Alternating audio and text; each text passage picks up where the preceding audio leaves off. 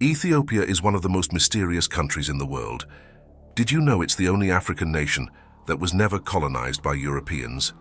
In addition, Ethiopia is considered the cradle of humanity because the oldest fossil of one of our ancestors, known as Lucy, was found there. Ethiopians are among the first people to know and worship the Christian God.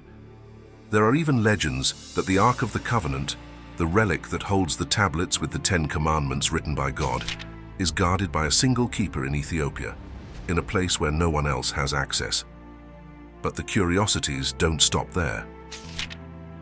Recently, a possible illustrated version of the Holy Scriptures was discovered, which might shed new light on Ethiopia's mysterious connection with Christianity and the history of humanity itself. This find is considered by some to be the oldest Bible manuscript, and as such, it could reveal information and events that have been hidden from us until now. Perhaps that's why this version of the book was banned by major Christian denominations today. Ethiopia's connection to biblical influence and narrative might be much older and deeper than we think. According to the Kebra Nagast, a book that tells the legendary history of the Ethiopian emperor dynasty, this connection began around the 10th century BC, intertwining with the origins of the Ethiopian people. It's said that Makeda, the Queen of Sheba, traveled to Jerusalem to learn from King Solomon, the son of David.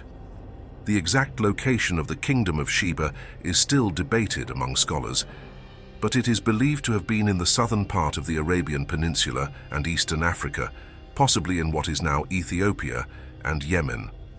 This visit is recorded in the Bible, specifically in the first book of Kings, 10:1-13, and the second book of Chronicles, 9:1-12. These passages describe how the queen arrived with a large entourage, was impressed by Solomon's wealth and wisdom, gifted him with many valuable items, and then returned to her kingdom after fulfilling her diplomatic mission. However, the Ethiopian version of the story goes further. According to this tradition, King Solomon and the Queen of Sheba had a relationship that resulted in the birth of a son, Menelik I, who would become the first emperor of Ethiopia. This tradition also means that Ethiopians consider themselves descendants of Noah and David, just like the Hebrews and Jesus Christ himself. Another surprising fact is that when he came of age, Menelik I decided to travel to Israel to meet his father, whom he had always heard about from his mother as a great king from a distant land. When he arrived there, he was warmly received, and his lineage was quickly recognized by everyone. After this visit, King Solomon organized a retinue for Menelik's return, which included temple priests, royal guards, and a replica of the Ark of the Covenant. Legend has it that the replica of the Ark of the Covenant was secretly swapped for the original, which was taken to Ethiopia and is said to be kept to this day in the Church of St. Mary of Zion in the historic city of Axum. This story is part of Ethiopia's rich culture, but is viewed by many outsiders as a founding myth, as there is no concrete historical evidence to support these accounts. However, there are other elements that show Ethiopia's ancient connection to Christianity, which, while not as old as this legend, are equally impressive. In the 6th century, for example, the Greek merchant and monk Cosmas Indicopleustes wrote that the Ethiopian people were already following Christian teachings. This is particularly fascinating considering that most African countries only embraced Christianity after European influence in the 19th and 20th centuries. Cosmas also noted that Ethiopian rulers opened their borders to people fleeing from kingdoms and empires where Christians were persecuted. This allowed the formation of one of the first Christian communities outside the Middle East. This long Christian tradition leads us to a manuscript found in a monastery in the Tigray region of northern Ethiopia, which could be one of the oldest versions of the Bible in the world. This manuscript was revealed by the English artist Beatrice Plain, who visited the site in the late 1940s. However, it only gained attention after the 2000s, and it's believed that it has never left the monastery walls, not even for studies or exhibitions. Everything we know about this work has been gathered directly from where it's kept. Initially, it was believed that the 2 volumes that make up the work dated back to the 11th century. However, recent carbon dating analyses revealed that the books were produced between 390 and 570 in the 6th century. This period aligns with the Ethiopian tradition, which claims that the books were written by Saint Abba Garima, a priest who is said to have come from Rome to Ethiopia in 494 AD. He was one of the main figures responsible for spreading Christianity in the region, including the ancient kingdom of Aksum, where the Ark of the Covenant is supposedly kept. It's said that Abba Garima was inspired by God to complete the writing of the work in a single day, and that the sunset was even delayed for him to finish his task. The manuscript was made on goatskin parchment, a material much more durable than papyrus, which was common at the time. The text is written in Ge'ez, a dialect used in Ethiopia since the 3rd century, which is remarkable since until then, versions of the Bible were only in Hebrew or Greek, with the first translation into Latin by St. Jerome completed in 405 AD. Despite natural wear and tear over the centuries, the colors of the illustrations are still vibrant, and the information has been preserved thanks to the durable material and the careful protection of the volumes. Known as the Ethiopian Bible or Garima Gospels, the work is divided into 2 volumes, Garima I and Garima II, with the second one being even older than the first. Additionally, the volume known as III, which is the second one, was only bound in the 14th century and likely has a different origin from the first volumes. In total, these manuscripts contain 88 books, including the canonical ones found in most Christian Bibles, as well as others considered apocryphal or pseudepigraphal, since they didn't receive the same recognition over time. Among these texts are the Book of Enoch, Jubilees, the 3 books of Maccabees, the Epistle to Clement, Baruch, Ezra, and others. For comparison, the Roman Catholic Bible has 73 books, 46 in the Old Testament and 27 in the New Testament. Most Protestant Bibles, which have more denominations, include 66 books in total, with 39 in the Old Testament and 27 in the New Testament. You can see how the Ethiopian Bible stands out in several ways, right?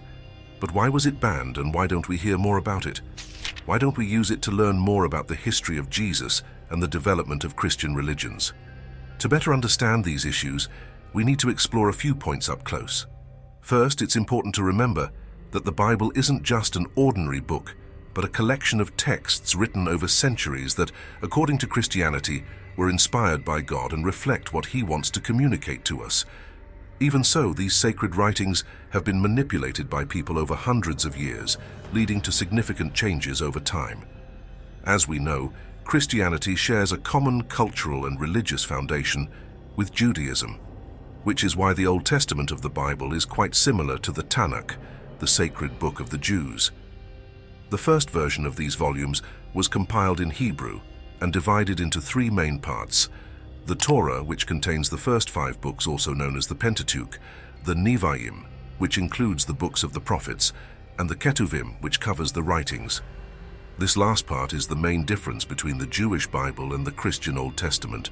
If we consider Catholicism, most Protestant denominations also removed these books from their more recent versions, believing that this would bring them closer to the original Hebrew text. However, even in Jesus' time, the canon of the Jewish Bible was not completely defined. This led to many debates among Jews, priests, and teachers of the law about which texts should be included in the official version of the scriptures, similar to what still happens today. For example, the Sadducees only accepted the Torah, while the Pharisees accepted the prophets and part of the writings, and so on. The earliest versions of the Bible were written in Hebrew, the official language of the time and region. The first translation into Greek, done in Alexandria before Christ, included 7 additional books in the writings. This version became known as the Septuagint and was used by the first Christians and the apostles of Christ to begin the ministry of evangelization. When the books of the New Testament started being written in the 1st century, inspired by the Holy Spirit and the teachings of Jesus, a new discussion began about what should be included. The first attempt to unify these texts happened during the Council of Rome in 382. But the most famous meeting with this goal was the Synod of Hippo in 393, though few documents about this event have survived. It's believed that these meetings established a version very close or even identical to what we know today, which led to the commissioning of the Latin translation by St. Jerome, known as the Vulgate. completed in 405 AD. So, where does the Ethiopian Bible fit into this story? Even though it's one of the oldest versions known, the Ethiopian Bible also went through various influences in the selection of its texts. The biggest proof of this is the number of books it has, which is entirely different from the more well-known versions. Additionally, the Ethiopian Christian denomination itself, which we'll learn more about soon, also influenced the selection of these texts. The Ethiopian Bible tradition has two main canons, the expanded and the restricted. The restricted canon is more recent and smaller, while the expanded one is the larger and more well-known. The expanded canon of the Ethiopian Bible includes many of the books accepted by major Christian religions, but it also has books that weren't officially recognized, known as the Apocrypha, which aren't considered inspired by God. Among these is the Book of Enoch, a Coptic manuscript in the Egyptian language found near the Dead Sea.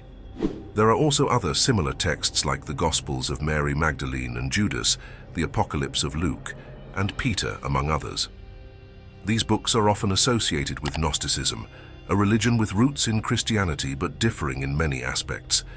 Because of this, they were never included in the official canon, as, despite the similarities, they don't address the same themes.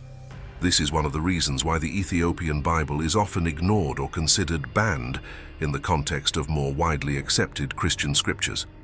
However, this doesn't mean the Ethiopian Bible is wrong. The thing is, the earliest versions of the Holy Scriptures that we know were canonized by the Roman Catholic Church, or by more prominent Protestant denominations like Anglicanism, Lutheranism, and Calvinism. However, none of these traditions is the official or most practiced religion in Ethiopia. In Ethiopia, the Ethiopian Orthodox Church is the predominant denomination. It originated from Apostolic Catholicism, but has deep influences from the Orthodox Church, developing uniquely in the region. As we've seen throughout this video, Ethiopia has been shaped by Judeo-Christian culture since ancient times, including the tradition of the Queen of Sheba's journey to Jerusalem. In fact, the region was one of the first to adopt Christianity as its official religion, back when Christianity was known as the early church and gathered the first followers of Jesus. Over time, these matters evolved, especially during the councils that sought to unify the beliefs and dogmas of the religion. At the First Council of Ephesus in 431, it became clear there was no consensus on the true nature of Jesus. Was he both God and man? Of one substance, or just divine or human? 20 years later, in 451, the Council of Chalcedon was convened to revisit this question. Since no agreement was reached, a minor schism occurred, leading to the formation of the Oriental Orthodox churches, which held that Jesus had only one nature, the divine. Among these churches were the Coptic Orthodox Church, Egyptian, the Syrian Orthodox Church, the Armenian Apostolic Church, and the Ethiopian Orthodox Church. Today, even though the Ethiopian Orthodox Church is no longer the official religion of Ethiopia, it remains the largest Christian denomination in the country, with about 43% of the population. Around 20% follow other branches of Christianity, 34% are Muslim, and only 3% practice other traditional religions. So saying that the Ethiopian Bible was banned isn't accurate. It's quite similar to other versions, but follows the principles of a different religious tradition than what we're used to. It's like saying the Quran was banned by Christianity, which doesn't really make sense since they're texts from distinct traditions. Even so, the Ethiopian Bible is a unique work that can teach us a lot about our past. The care taken with the materials chosen for its creation and the way it's been preserved are great examples of how we should handle historical manuscripts, protecting our culture and history. After all, regardless of individual beliefs, it's always valuable to learn from those who came before us. We'll wrap up here, but we hope to see you again in the next video. Thanks so much for joining us.